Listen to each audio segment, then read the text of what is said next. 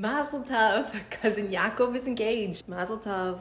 To who? The cute girl. She's the one with the toes. I'll show you a picture. Never mind.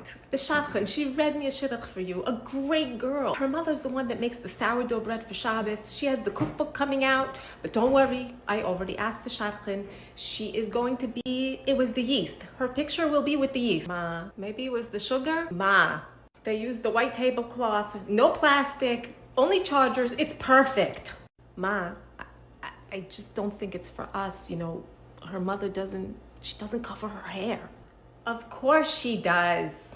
Okay, maybe it's a lace top, but you know, I went to get my Sheitel Talk today and I asked the Sheitel Macher specifically if she has the lining. She has the lining, but it looks like her hair. How could it be a wig? Okay, Shloime, we need to have the talk. No, not the talk. I really can't believe they never taught you this in yeshiva. You've never seen the wig lift, you know, where they're showing you that it's really a wig and they lift it a little. Shloime, a woman can cover her hair after marriage with someone else's hair. Nowhere does it say that it can't look like real hair or even be real hair. This is crazy. What's crazy is that people think that women can't be beautiful. We can be beautiful even while we're covering our hair. Now we have to hurry, Shloime. The shadchan told me she's already on her 18th day of Nishmas.